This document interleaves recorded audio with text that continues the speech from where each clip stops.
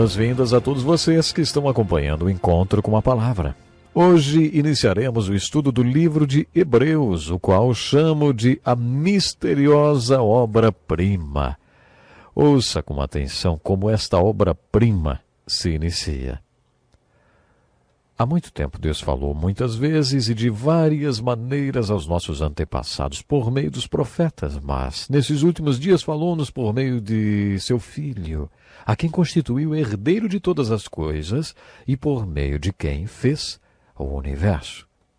O Filho é o resplendor da glória de Deus e a expressão exata do seu ser, sustentando todas as coisas por sua palavra poderosa. Depois de ter realizado a purificação dos pecados, ele se assentou à direita da majestade nas alturas, tornando-se tão superior aos anjos quanto o nome que herdou é superior ao deles. Nosso estudo tem seguido a ordem em que os livros foram compilados na Bíblia. Depois de termos estudado as cartas do apóstolo Paulo, o próximo livro da sequência bíblica é o livro de Hebreus, que inicia a divisão das cartas gerais. Estas cartas são chamadas de gerais porque foram escritas por vários autores. O conteúdo delas também é genérico. Essas epístolas não foram dirigidas a nenhuma igreja específica como as cartas de Paulo, como, por exemplo, a carta aos Coríntios, aos Efésios, aos Filipenses e aos Colossenses. O livro de Hebreus é uma misteriosa obra-prima. Sua autoria é misteriosa, não sabemos quem o escreveu. Muitos teólogos acham que o livro de Hebreus foi escrito pelo apóstolo Paulo. Apesar de algumas edições da Bíblia até trazerem o título de Epístola do apóstolo Paulo aos Hebreus, outros estudiosos não acham que seu autor tenha sido Paulo. Observe que esta carta não começa com eu, Paulo, como as cartas de Paulo geralmente se iniciam. Naqueles tempos, eles não costumavam assinar seus nomes no final das cartas, porque elas eram escritas em pergaminhos e para ver quem tinha escrito a carta antes de começar a lê-la, teriam que desenrolar todo o pergaminho até chegar à assinatura. Por isso, o nome do autor da carta era escrito no início dela. Este livro também é misterioso porque sua forma literária não é definida. Observe que o trecho que lemos não é uma saudação. Não fica claro onde estavam as pessoas para quem a carta foi dirigida. É evidente que esse documento foi escrito para judeus cristãos, para crentes messiânicos, como eram os apóstolos e tantos outros crentes na igreja, para judeus que criam em Jesus Cristo como Messias. A partir do conteúdo deste livro, percebemos que os judeus para quem esta carta foi escrita estavam sendo perseguidos. Também podemos concluir que alguns deles não tinham certeza da salvação. Eles não tinham assumido um compromisso verdadeiro de fé com Jesus Cristo como seu Messias. A conclusão que tiramos a respeito deles é que eram judeus messiânicos convertidos que sofriam perseguição e estavam muito desanimados. Eles precisavam de encorajamento e confiança. Alguns deles precisavam ser exortados a crerem em Jesus como Messias verdadeiro. Alguns estudiosos acreditam que esses judeus convertidos, para quem o livro de Hebreus foi escrito, fossem os mesmos judeus cristãos de Jerusalém da Judéia, por quem Paulo tinha demonstrado tanta preocupação. Outros acreditam que os judeus, para quem essa carta foi escrita, viviam na Antioquia quando começou a perseguição. Quando a perseguição estourou em Jerusalém e nas regiões da Judéia, muitos cristãos fugiram para Antioquia, que se tornou um grande centro de crentes messiânicos. De acordo com alguns estudiosos, esta carta foi escrita para os judeus cristãos da Antioquia. Mas outros acreditam que ela tenha sido escrita para os judeus cristãos que viviam em Roma. Resumindo, não podemos definir com precisão onde viviam estes judeus cristãos para quem esta carta foi escrita. Mas o que leva alguns estudiosos a afirmarem que Paulo escreveu esta carta?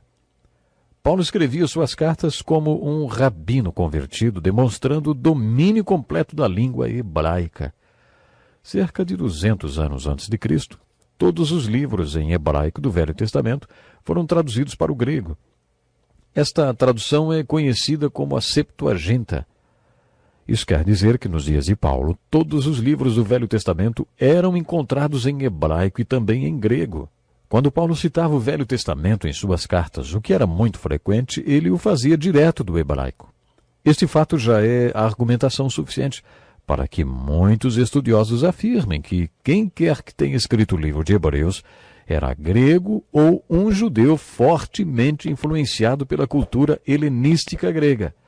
Alguns estudiosos observaram que a gramática grega do livro de Hebreus não coincide com a gramática das cartas do apóstolo Paulo. Outra razão para afirmarem que não foi Paulo quem escreveu este livro é que o seu autor não tinha todo o conhecimento teológico que Paulo dominava, e com excelência. Paulo foi um grande estudioso, uma das maiores mentes dos seus dias. Paulo foi um dos maiores conhecedores do Velho Testamento. Quando o autor deste livro fala do tabernáculo no deserto, ele coloca os utensílios em lugares errados, como, por exemplo, o altar do incenso. Isso jamais teria acontecido com Paulo, mas poderíamos esperar isso de Apolo. Lembram-se dele? Quando Apolo apareceu, Priscila e Áquila entenderam que ele precisava de certo treinamento, porque ainda não era teologicamente muito maduro. Por isso, uma pessoa como Apolo poderia colocar o altar do incenso do tabernáculo no lugar errado. Alguns estudiosos acreditam que Barnabé possa ter sido o autor de Hebreus, e outros acham que foi o amado médico Lucas, porque ele não era judeu, embora fosse muito instruído. Alguns argumentam que, devido ao conteúdo teológico do livro, Paulo não poderia tê-lo escrito. Um dos temas do livro é a fé, mas é uma abordagem diferente da de Paulo, que falou sobre a justificação pela fé. Como Paulo foi tão enfático nas cartas aos Romanos e aos Gálatas sobre a questão da justificação pela fé, era de se esperar que, se ele tivesse escrito o livro de Hebreus, um livro para judeus cristãos, a abordagem de fé seria a mesma. De todas as argumentações que sustentam a autoria do livro de Hebreus por outra pessoa, a não ser Paulo, a mais forte, está no primeiro capítulo da carta dele aos Gálatas. Nesta passagem, Paulo enfatizou que tudo o que escreveu em suas cartas tinha recebido diretamente de Jesus Cristo através de revelação no deserto da Arábia. Paulo foi muito enfático nesta declaração, dizendo, inclusive, que ou acreditaríamos nele, ou estaríamos chamando de mentiroso. Ele diz, afirmo diante de Deus que não minto. Quando estudamos o primeiro capítulo de Gálatas, falamos que você tem duas opções de opinião a respeito de Paulo. Ou você o considera um mentiroso lunático, ou o maior missionário, professor, pastor, teólogo e autor que a Igreja de Jesus Cristo já teve, e que escreveu metade do Novo Testamento. O autor de Hebreus nos diria, como escaparemos nós se negligenciarmos tão grande salvação, a qual primeiro foi anunciada pelo Senhor, e depois nos foi confirmada por todos os que o ouviram? Foi assim que Lucas iniciou seu evangelho. Isso está em Lucas, capítulo 1, versos 1 ao 4. E é por isso que alguns acham que Lucas pode ter sido o autor de Hebreus. Pode ser que não tenha sido ele, mas uma coisa é certa, o autor do livro de Hebreus não foi uma testemunha ocular de tudo o que aconteceu no início do Evangelho. O autor de Hebreus, diferentemente de Paulo, não alega ter visto Jesus pessoalmente, nem de ter ouvido o Senhor Jesus ao vivo como os apóstolos. Como Paulo declara enfaticamente em suas cartas que teve um encontro pessoal com Jesus. Por tudo isso, estudiosos questionam que Paulo seja o autor de Hebreus. O livro de Hebreus demonstra que saber quem foi o escritor de um livro da Bíblia não faz muita diferença. Por exemplo, no livro de Hebreus, o Velho Testamento é citado várias vezes. E quando isso acontece, o autor simplesmente escreve, Deus disse, e cita Moisés. Depois, Deus disse, e cita Davi. O que o autor de Hebreus mostrou é que os livros antigos da Bíblia são importantes porque Deus os escreveu. Não importa o escritor humano. Por isso podemos concordar com o antigo teólogo Origen, que estudou todos os argumentos a favor e contrários à autoria paulina deste livro, reuniu todas as informações sobre o autor e depois levantou suas mãos para o alto e declarou, só Deus sabe quem escreveu o livro de Hebreus. É aí que devemos parar a discussão sobre a autoria de Hebreus. O próprio livro mostra que não importa quem o tenha escrito.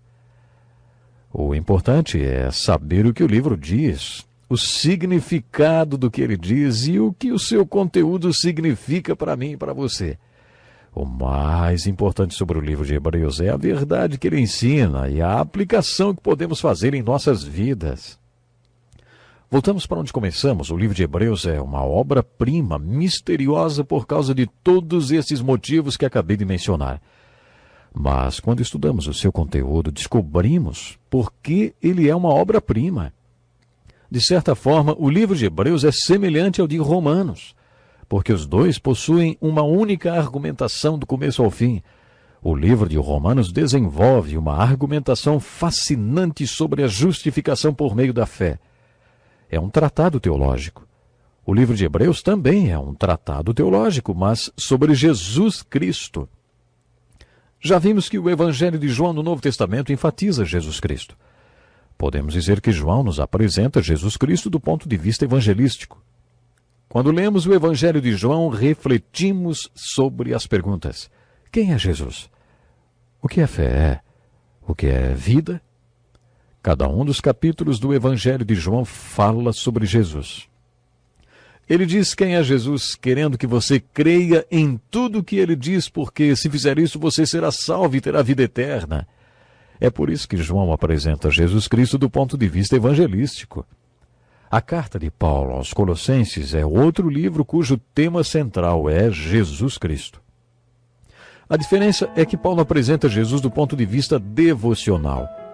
Já o livro de Hebreus apresenta Jesus do ponto de vista teológico, como Messias profetizado no Velho Testamento, como Senhor revelado no Novo Testamento e como o Rei dos Reis que voltará para consumar a história humana.